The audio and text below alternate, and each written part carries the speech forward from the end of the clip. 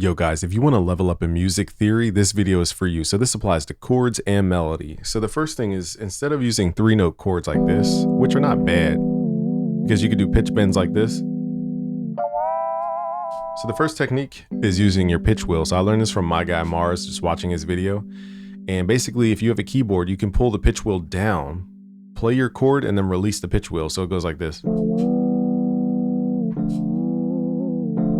Most pitch wheels have a 2 semitone range. So it creates this pitch bend. I used to think that people would play a chord and then pitch bend, but you never know where you're gonna land. So it creates too much guessing. So if you pitch bend into the chord, it creates that West Coast type of sound. It's a very useful technique right there. But instead of just 3-note chords, let's try extended chords. So in this case, E minor 7, you guys know Neptunes for using this type of chord. Now we could spice this up by adding more notes higher up.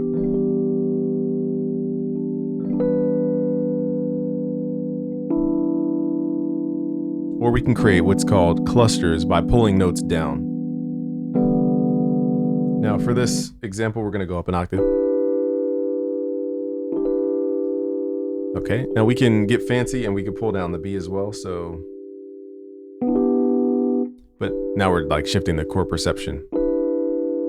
Okay, so just try that. I'm not telling you guys this is the only solution. For example, we can raise what's called the third of a 7th chord to really give it a unique voicing. So here's that voicing.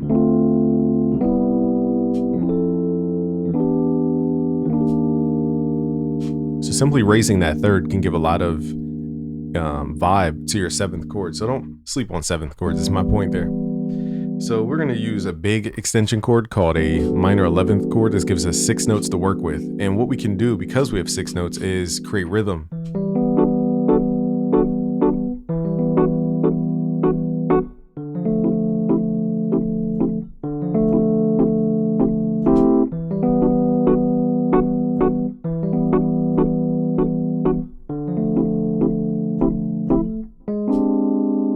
Okay, so my favorite thing to do is when I'm like freestyling like that, for example, let's just use a different key. Here's C minor, F minor. And then what I'll do is I'll go back to the root note and then make it a dominant chord.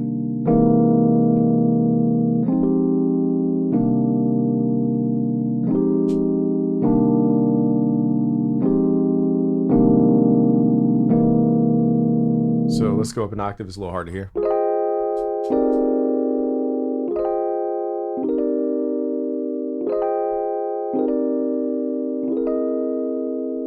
See how it just smoothly goes back, and our ear wants to hear F. So in that case, it technically was the 5th, not the root chord. So here's our root note, our root chord, F minor.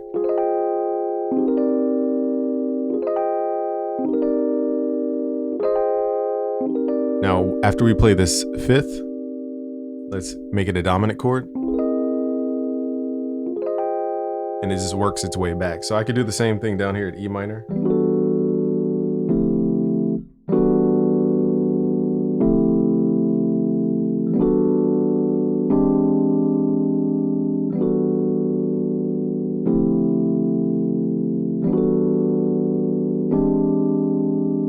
So it creates motion without like leaving that root feeling. Okay, so that's a really cool technique you guys could try out.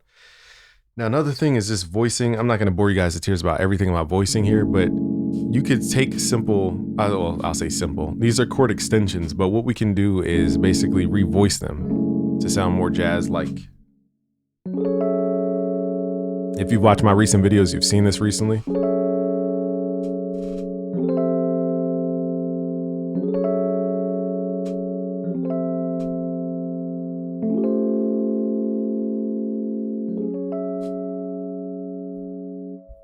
So basically, the short answer is you're going to start somewhere, count up 7 notes. It's called a perfect 5th. Count up 7 more notes. That's a perfect 5th of a perfect 5th, which is called a 9th. And then from here, you just make a major chord starting 1 note above the 9th. So here's this, and then we could create the major chord, which is 0, 4, 7 if you guys study my chord code. So 0, 1, 2, 3, 4, 5, 6, 7. And now what I'm going to do to transition to the next chord is take the third of the major chord, drop it down one, and then drop all of these 3 notes on the left down one. So I didn't even practice that before.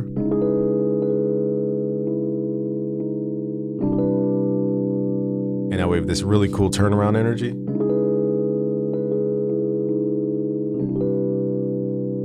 Very Michael Jackson-y, very Tyler the Creator-y, very like.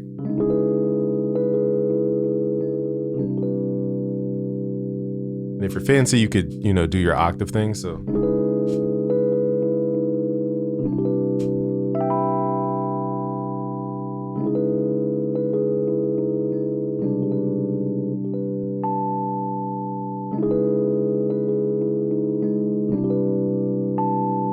Something like that. So you guys can get fancier, but that's a cool technique. But it all starts with simply understanding perfect fifths and a major triad. And we get those really complex structures like that. So another thing is with your chords, let me switch my sounds here. So let's talk about melody. You know, a common theme I'm seeing when I go live is you guys tell me you need help with melody. But if you understood that melody is really just one big chord spread apart. So here's a minor ninth chord, for example. The reason this works is because it has 5 notes. And if you guys know about scales, you know about the pentatonic scale, which is a 5-note scale. So all you need is a good 5 notes to choose from to make stuff sound different.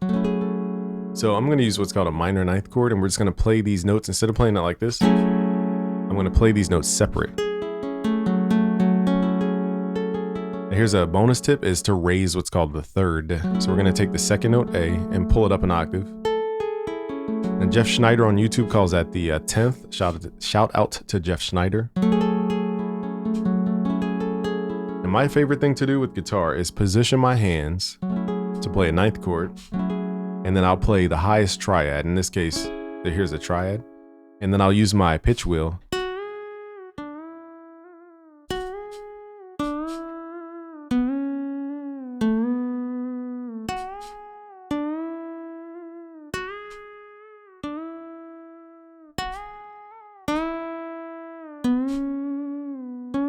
Really, I can go.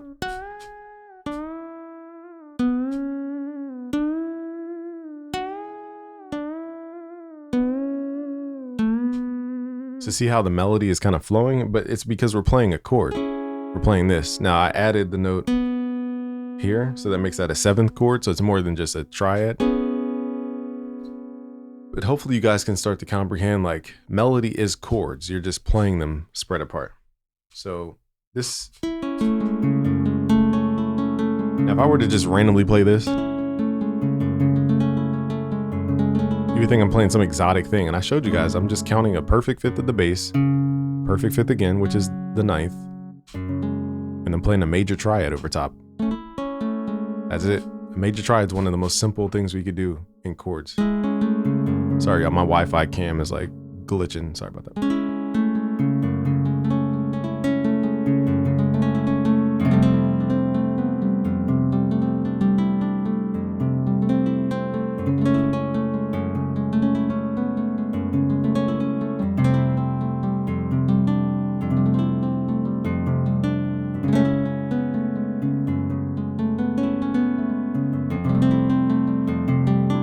Sounds like I'm doing something, but all I'm really doing is just playing a chord spread out.